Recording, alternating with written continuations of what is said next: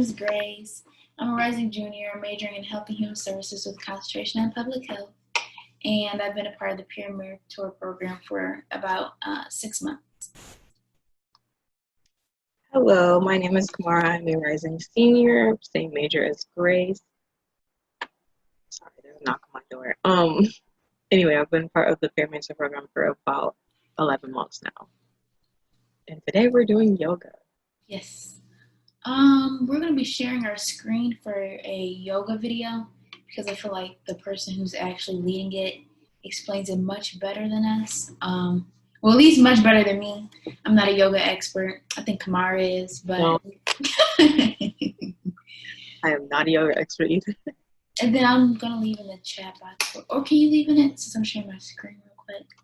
If they have any problems hearing the audio or anything. Thanks. Because it's kind of hard to do when you share.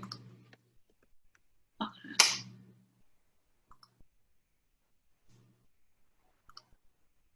Oh, let me unplug this. Going to start in a child's pose. So child's pose being one of my all-time favorite asanas to increase flexibility through the hips and inner groin. You're just bringing your big toes together, knees as wide apart as you would like. And as you press your hips towards your heels, you can walk your hands out in front of you and fold on down. So the wider you have your knees, the more intense this will feel through the inner groin and inner thighs. If it feels uncomfortable or even painful, just bring your knees closer in towards each other.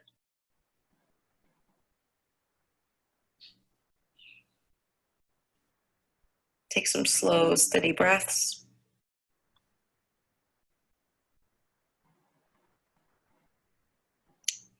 Relaxing the hips, the belly, the chest.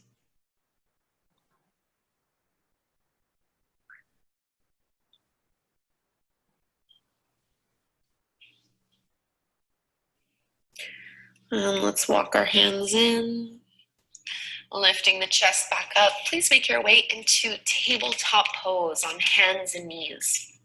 So you want your palms to align underneath your shoulders, your knees to align underneath the hips, and spread your fingertips wide so the middle and index fingers are pointing to the top of the mat, and really push down into the fingertips and knuckles. Cat and cow to warm up the spine. So as you inhale, drop the belly, lift the gaze, and squeeze your shoulder blades behind you. On the exhale, round your spine, drop your tailbone down, chin to chest. And keep going like this at your own pace, following the rhythm of your breath, inhaling to lift up and exhaling to round and contract. Twice more here. Inhale and exhale. Last one, fully engaging, stretching through the belly. Exhale, contract, widening the shoulder blades. And now come to a neutral tabletop pose. So draw your lower belly in and try to flatten out the spine. Push into the tops of your feet and see if you can lift and hover your knees just an inch or so off the mat. You're pretty much immediately going to feel your core and abdominals engage. Hug in through the midline. Notice if you're rounding through your spine, keep it flat for 3, 2, 1, and lower. So doing that a few times and regularly will help to increase your core strength so that you can eventually make your way into plank poses and other kinds of abdominal intensive asanas. Let's step our right foot forward to the top of the mat, coming into a low lunge, right knee directly over the top of the ankle. And you can tuck your toes under here in the low lunge, through that back leg, pressing the hips forward and down, lifting up through the heart. And staying up onto the fingertips with your back toes curled under, lift your back knee off the mat. So you want your feet to be hip width distance apart here and start to push into the feet and really engage through the legs. Come up onto your fingertips. And as you engage the legs even more, see if you can lift up into your high lunge, reaching the arms up overhead. So high lunge, the ribs are drawing down and in, lower belly is engaging, tailbone is lengthening down. Keep your gaze steady, dropping the hips down. This is a wonderful pose to strengthen the lower body, but it also provides an amazing stretch into the hip flexors. Bring your hands together at the front of your heart, and now step forward to the top of the mat into your mountain pose. So feet are about hip width distance apart or so. And now leaning onto your right leg, lift your left knee up, engaging hip flexor strength. Flex your foot. And you can hold here, or you can challenge yourself further by straightening and extending your left leg. So this requires quite a bit of core strength, quite a bit of strength in the hip flexors. Try to lift it up a little bit higher. And exhale, release back to your mountain pose. Let's take a little flow from here. Inhale, reach the arms wide, palms together to touch. Exhale, fold down, bend your knees, relax your neck, relax your head. Bring your fingertips to your shins. Inhale, lift and look up, flat back. Exhale, fold, plant your palms shoulder width distance apart, and step back to your downward facing dog.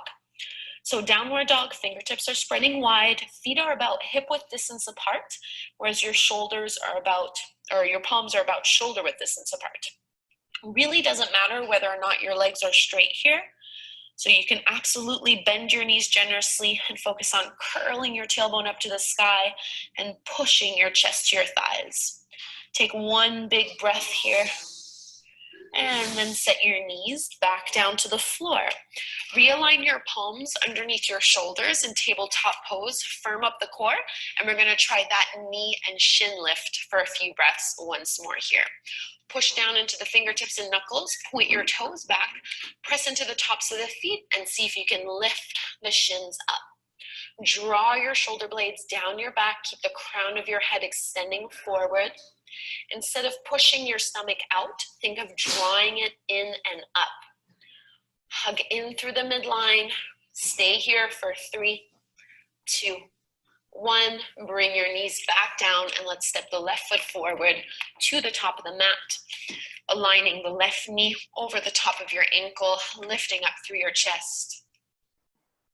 And you can have your back toes curled under here. We're going to come from this low lunge, eventually making our way to the high lunge. So building up that essential strength for transitions. See if you can start floating and lifting the back knee off the mat. You want your feet hip width distance apart, and bring less weight and pressure into the arms, more so into the legs, coming up onto the tips of your fingers until you can lift up into your crescent lunge, circling the arms wide, palms facing in towards one another. Dropping and letting the pelvis be heavy. Keep your gaze steady on something that is not moving to hold and help with balance. Palms come together at the front of the heart, and we're going to step up into our mountain pose. So step your right foot next to the left. Leaning this time over onto your left leg and left foot, bring your right knee into your chest. So working on balance, push down into all 4 corners of your left foot, and maybe extend and straighten your right leg. As if you're pushing and kicking into the heel, squeeze and lift it up a little bit higher. And release, right foot comes back down. Let's take a little flow from here. Inhale, circle the arms wide. Exhale, fold down, bend your knees, relax your upper body. Fingertips to your shins, lift and lengthen up. And plant your palms, step the feet back, downward facing dog. Lengthening out your arms. You can absolutely bend your knees here. We're just here for a breath or so. And now from this downward dog, you're going to step your feet up to the top of the mat. Feet are wider than your hips. Bend your knees a lot and hold on to the elbows for your ragdoll fold. And you can sway a little here side to side. So this is not as much about your hamstrings. It's more about decompressing your spine, folding over the legs, letting go of any tension in the neck or shoulders. You can bring your fingertips down to the ground, bend your knees generously, and slowly roll all the way up to stand, pushing into the heels. Head and shoulders are the last to make their way up. And now step the feet wide onto your mat. Turn your heels in and your toes out at about a 45-degree angle, so the toes are most likely pointing to the top corners of your mat. As you inhale, circle your arms wide, bring your palms together to touch. And as you exhale, bend your knees, draw your hands to the center of the heart. So in this temple pose, you're squeezing your glutes to push the knees open a little bit wider. Inhale, straighten the legs, circle the arms up. Exhale, draw it in, sink a little lower. One more like this. Inhale, circle up wide. Exhale, bend the knees, hands at the heart. Stay low. You're going to interlace your fingers, flip the palms, and reach the arms up. So this is your full temple pose, or in some traditions, they call it goddess pose. Squeeze and press the knees open a little wider. And push the legs straight, release the arms, bring your hands on your hips, turn your feet so your feet are parallel to the shorter edges of your mat. As you inhale, lift and lengthen up, and on the exhale, tilt your pelvis forward as you fold down. And you can let your hands come down to the floor here. And I like to just shake the head a few times, getting rid of any tension here.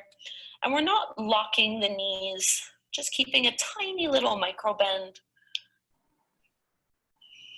Notice if your weight is rocking all the way back to your heels or maybe all the way forward into the balls of the feet. Keep it evenly distributed between both.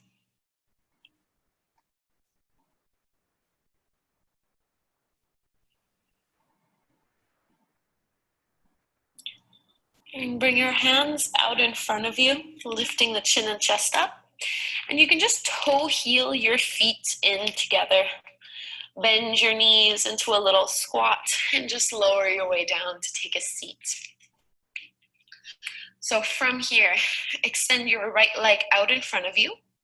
Bring your left foot to the inside of your right thigh, sitting up nice and tall. As you inhale, reach your arms up, lengthen your spine. Exhale, fold over the right leg. So I'm not rounding too much here. I'm trying to keep a nice flat back. So you probably won't be going that far down, which is perfectly fine. You can hold on to whatever is accessible and appropriate for you here. Think of pulling the heart forward. Getting a nice stretch into the hamstrings. And lifting the chest back up. Lift your left knee back up, and you're going to cross your left foot over the top of your right thigh. Hug your left thigh with your right arm. Bring your left fingertips behind you and open up into a twist. So looking over to the left. We want to avoid rounding forward and slouching here. Try to sit up nice and tall. And exhale, release. Let's switch sides. Left leg forward. Bring your right foot to the inside of that left thigh.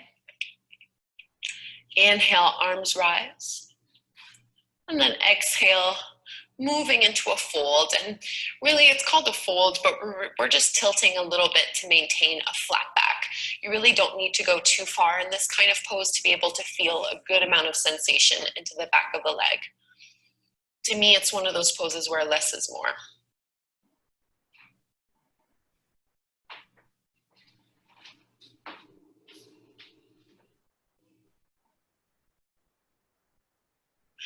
Lifting back up.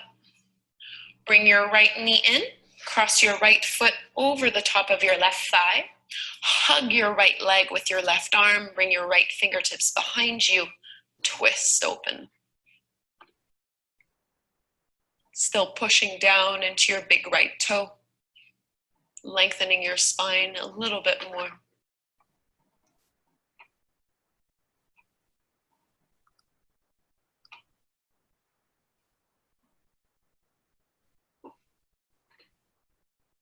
Exhale to release. Uncross the legs and lower all the way down to your back. So just pulling the knees into the belly, give it a big squeeze here. Maybe rocking a little side to side, massaging your lower back.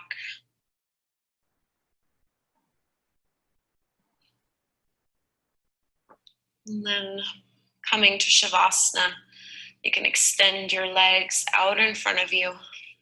Take up some space, turn your palms to face up to the sky. So Shavasana, or corpse pose, is how we close every yoga practice. I like to think of it as digesting after a big meal. This is your body's opportunity to really integrate the work that you've done. It's important not to skip Shavasana,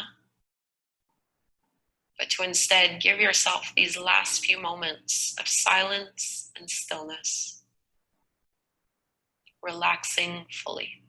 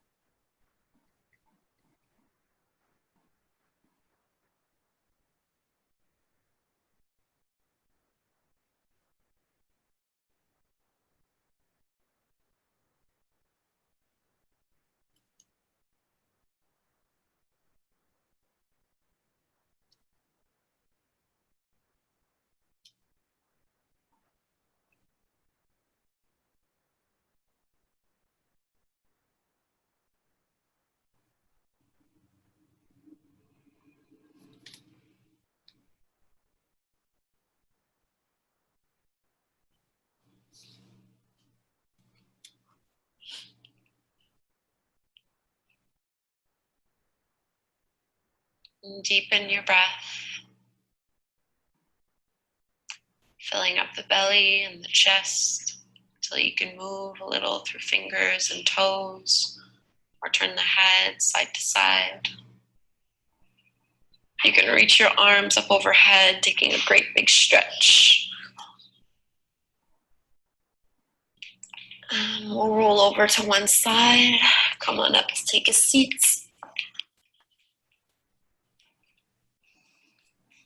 Sitting up nice and tall.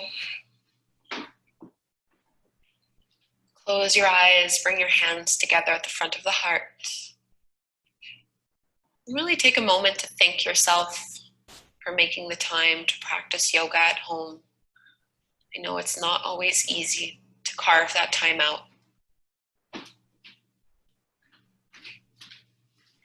We'll take a cleansing breath in through the nose, out the mouth.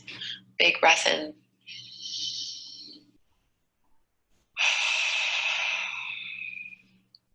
Bowing forward. Namaste. Thank you so much, yogis, for doing this quick sequence with me. I hope you enjoyed it. If you are new to my channel, please do subscribe. I put out new classes every single week. Thank you so much, and I look forward to practicing again with you soon.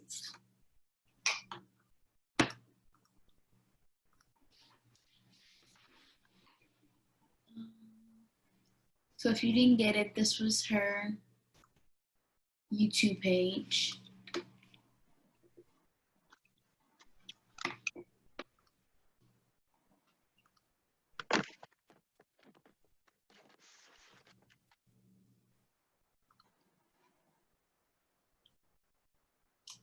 Yes.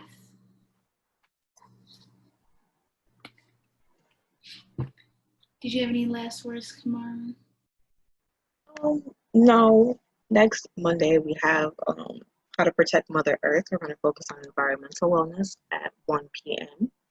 So if you're interested. We could always use some environmental wellness. Alrighty. Have a good one. All right.